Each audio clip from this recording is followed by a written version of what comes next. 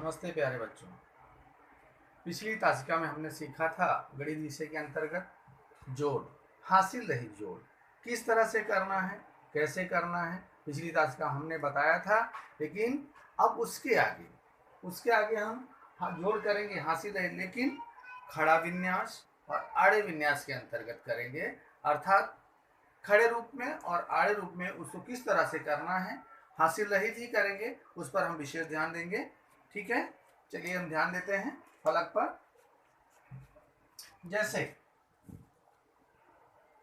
मैंने आपको दिया 520 और इसमें जोड़ने के लिए दिया 102, तो इसको किस तरह से करेंगे।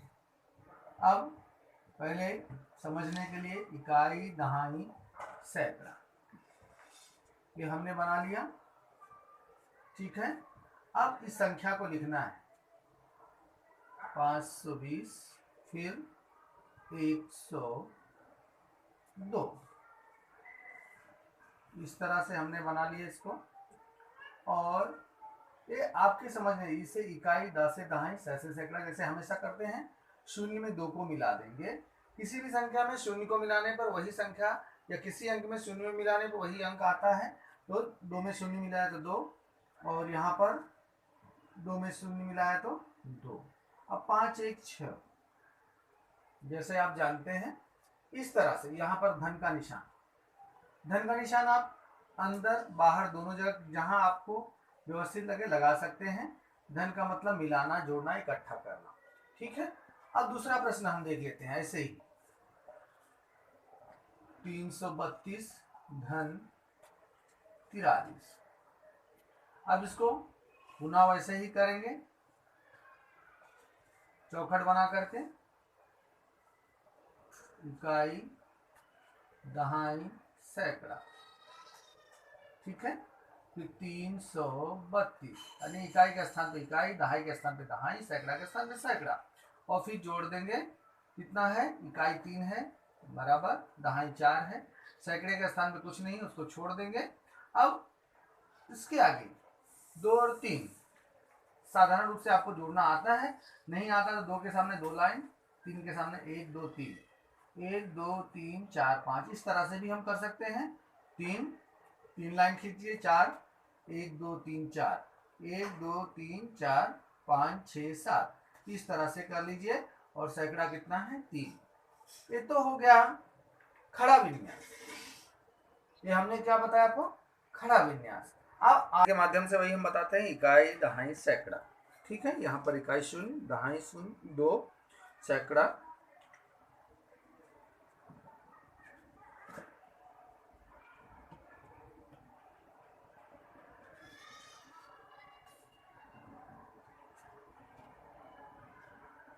और एक धन का निशान।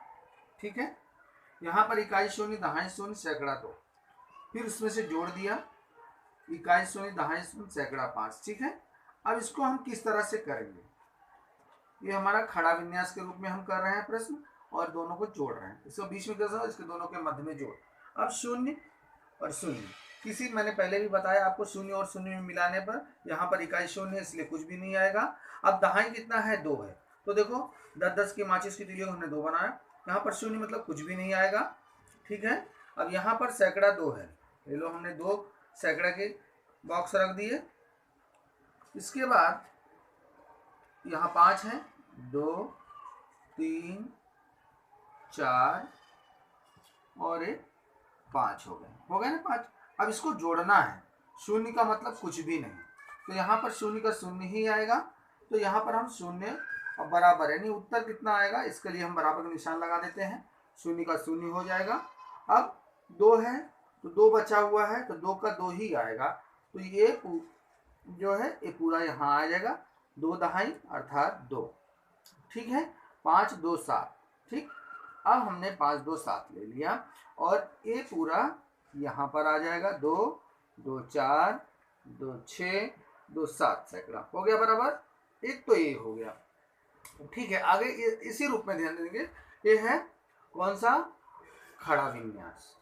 अब इधर ध्यान देंगे, इकाई, दहाई सैकड़ा। अगर नहीं भी दिया है तो इसका हम विशेष रूप से ध्यान देंगे।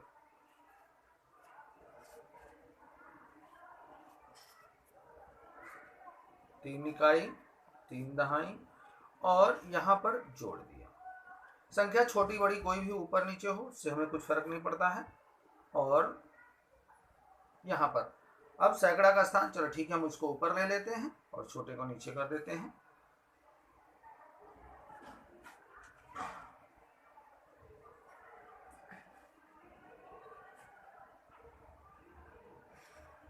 देखिए, इकाई, दहाई और सैकड़ा, ठीक है।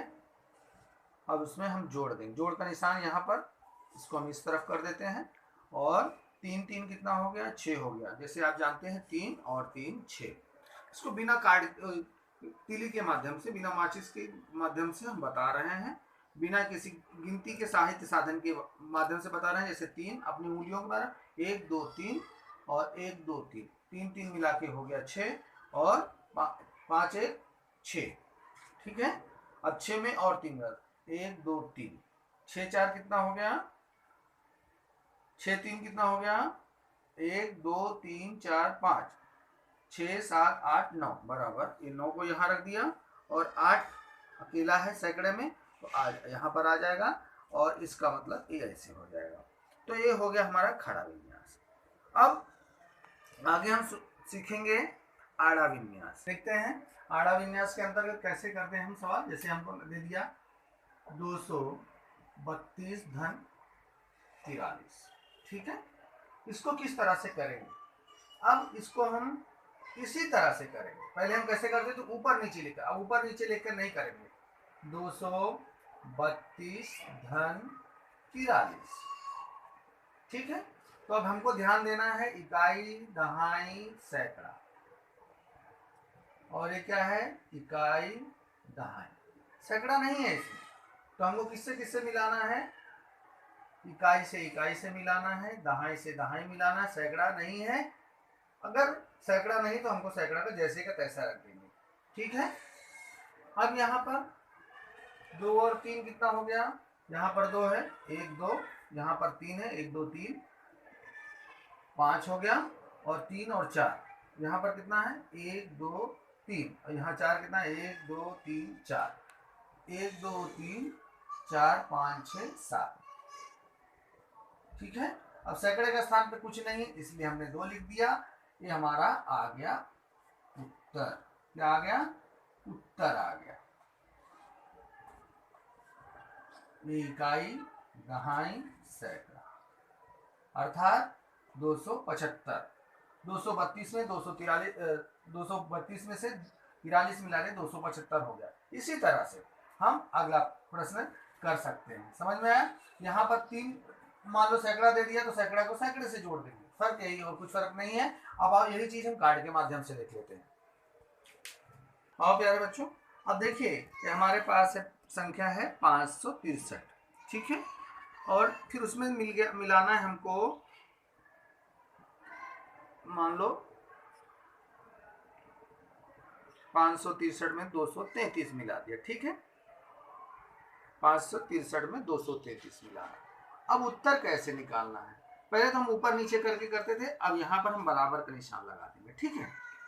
अब इकाई को इकाई से जोड़ेंगे। इकाई कहाँ है, ये हमारा इकाई है, धन के पहले और बड़ा, ये देखो सबसे पीछे 3 है, ये 3 है, ठीक है।